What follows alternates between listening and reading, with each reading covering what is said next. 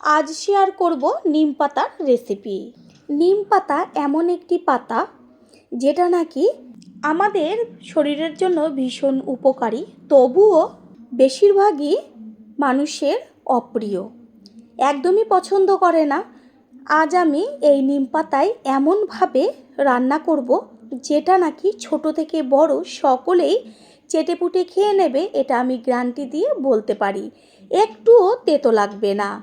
নমস্কার বন্ধুরা, শ্বশুর বৌমা রান্নাঘর অ্যান্ড ব্লগ চ্যানেলে সকলকে স্বাগত। তাহলে রেসিপিটি কী করে তৈরি করব সেটাই দেখে নেওয়া যাক।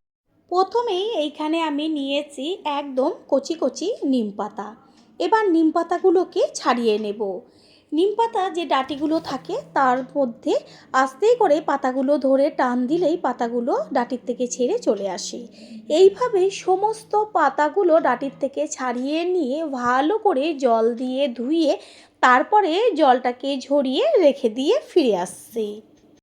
এই যে এখানে ছাড়িয়ে নেওয়া পাতাগুলো জল দিয়ে ভিজানো আছে, আমি এইভাবে 3 থেকে 4 মিনিট জলে ভিজিয়ে তারপরে জলটাকে ছেঁকে তুলে নেব।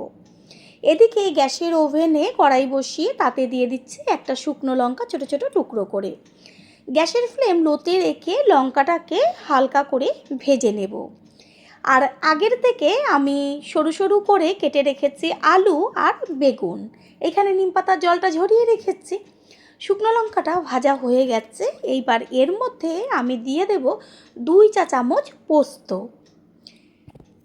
নিম পাতার পরিমাণ অনুযায়ী পোস্তটা ব্যবহার করতে হবে, পোস্ত একটু বেশি দিলে কিন্তু খেতে বেশি ভালো লাগবে। পোস্ত আর লঙ্কা গ্যাসের ফ্লেম তো লোতেই থাকবে, কখনোর জন্যই বাড়াবেন না। এইভাবে হালকা একটু ভেজে নেব। ভেজে নেওয়া হয়ে গেছে, এটাকে নিচে একটা পাত্রে ঢেলে ঠান্ডা করে নেব। আর ওই কড়াইতেই দিয়ে দিচ্ছি সর্ষের তেল। তেলের মধ্যে ফোড়ন দেওয়া হলো হাফ চা চামচ সর্ষে আর হাফ চা চামচ কালো জিরে। সর্ষে আর কালো জিরে একসাথে ভেজে নেব তেলের মধ্যে। যখন সুন্দর একটা গন্ধ বেরোবে তখন এর মধ্যে দিয়ে দিচ্ছে কুচিয়ে নেওয়া পেঁয়াজ। পেঁয়াজটা তেলে ভালো করে নেড়েচেড়ে দিতে হবে। যে কোনো রান্নায় আমরা যদি একটু ভিন্নভাবে যত্ন করে রান্না করি, রান্নার একঘেয়েমিটাও চলে যায় আর পরিবারের সকলে অপ্রিয় জিনিসটাও চেটেপুটে খেয়ে নেয়। পেঁয়াজটাকে তেলের মধ্যে নেড়েচেড়ে নিয়ে তারপরেই সাথে সাথে দিয়ে দেব সরু সরু করে কেটে নেওয়া আলু আর বেগুন। আলুর থেকে বেগুনটা একটু বড় করে কেটে নিয়েছি, কারণ আলু ভাজা হতে হতে এর সাথে বেগুনটাও খুব সুন্দরভাবে ভাজা হয়ে যাবে। দেব কালারের জন্য হলুদ গুঁড়ো আর স্বাদের জন্য পরিমাণ মতো লবণ। হলুদ আর লবণটা দিয়ে সব কিছুর সাথে মিশিয়ে নিয়ে এমনভাবে ভাজতে হবে যেন ভাজাতেই আলু বেগুন আর পেঁয়াজ একই সাথে খুব সুন্দরভাবে সিদ্ধ হয়ে যায়। ভাজাটা হতে থাক, অন্যদিকে আমি যে শুকনো লঙ্কা আর পোস্তটা ভেজে নিয়েছিলাম সেটা একটা থেতনির মধ্যে করে এবার হালকা করে থেতো করে নিলেই খুব সুন্দরভাবে থেতো হয়ে যাবে। পোস্তটা খেয়াল রাখবেন যেন একদম মিহি না হয়ে যায়, বেশ একটু হালকা দানা দানা থাকবে, ঠিক সেইভাবে গুঁড়োটা করবেন। পুরনো বন্ধুদের সবসময় আমাদের পাশে এইভাবে ভালোবেসে থাকার জন্য অনেক অনেক ভালোবাসা। একটু বাদে বাদে খুন্তিটা দিয়ে ওপর নিচ করে একটু নেড়েচেড়ে দিতে হবে যেন নিচের দিকটা ধরে না যায়।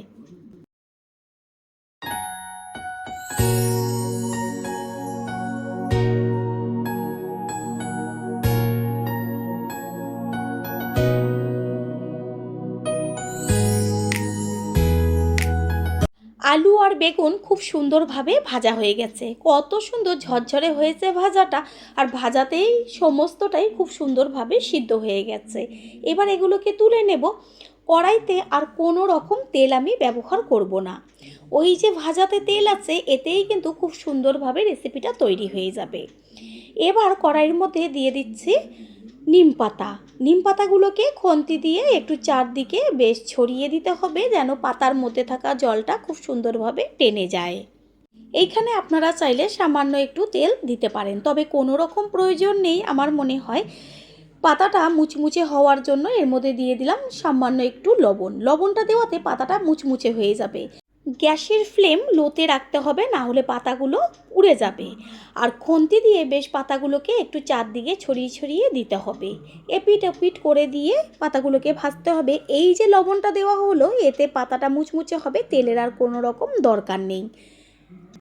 আমার প্রত্যেকটা রেসিপিতেই চেষ্টা করি অল্প তেল ব্যবহার করে কিভাবে স্বাস্থ্যকর ও সুস্বাদু রেসিপি তৈরি করা যায়, সেটাই আমি শেয়ার করি সবসময়ের জন্য। নিম পাতাটা একদম মুচমুচে করে ভেজে নেওয়া হয়ে গেছে। খুন্তি দিয়ে আমি একটু ভেঙে চুরে দেখিয়ে দিচ্ছি যে নিম পাতাগুলো কত সুন্দর গুঁড়ো গুঁড়ো হয়ে যাচ্ছে। এখন হাত দিয়ে দেখালে বুঝতে পারতেন একদম কিন্তু গুঁড়ো গুঁড়ো হয়ে যাবে। নিম পাতাগুলো যেহেতু মুচমুচে হয়ে গেছে, এই পর্যায়ে এর মধ্যে দিয়ে দেব ওই যে আগে থেকে ভেজে রেখেছিলাম ভাজাটা, সেই ভাজাগুলো দিয়ে তারপর ভালো করে নেড়েচেড়ে মিশিয়ে নেব। প্রথমবার যারা আমাদের চ্যানেল ভিজিট করছেন তাদের আন্তরিক শুভেচ্ছা ও অনেক ভালোবাসা। আমাদের রেসিপিগুলো যদি ভালো লেগে থাকে সাবস্ক্রাইব করে দেওয়ার অনুরোধ রইল ও পাশে থাকা বেল আইকনে ক্লিক করলে পরবর্তী ভিডিওগুলো সবার আগে আপনাদের কাছেই পৌঁছে যাবে।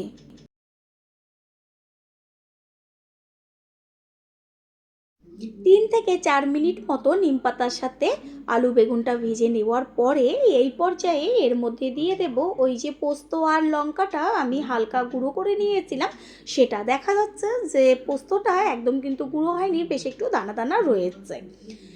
এবার অর্ধেকটা আমি গুঁড়ো এর মধ্যে দিয়ে মিশিয়ে নিয়ে আবারও একটু হতে দেব। নিম পাতা তো অনেক রকমভাবে তৈরি করেছেন, একবারের জন্য ঠিক এই পদ্ধতিতে তৈরি করবেন, তারপর খেয়ে কমেন্ট করে জানিয়ে যাবেন যে কতটা টেস্টি হয়েছিল। পোস্তর যে অর্ধেকটা গুঁড়ো ছিল সেটা এবার সবার লাস্টে দিয়ে দেওয়া হলো। এই অর্ধেকটা গুঁড়ো দিয়ে মিশিয়ে নিয়ে তারপরে গ্যাসটা অফ করে দেব। তৈরি হয়ে গেল আজকের রেসিপি। এবার গরম গরম অবস্থাতেই একটা প্লেটে তুলে নেব। রেসিপিটি যদি ভালো লেগে থাকে একটা লাইক, কমেন্ট, পারলে একটা শেয়ার করে অবশ্যই জানাবেন। আপনাদের দেওয়া একটা লাইক ও লাইকের পাশে থাকা হাইপ আর একটা শেয়ার আমাদের কাছে অনেক অনেক গুরুত্বপূর্ণ। All friend, thanks for watching my video. আপনারা সকলে ভালো থাকবেন, সুস্থ থাকবেন। আবারও দেখা হবে অন্য কোনো রেসিপির এপিসোডে।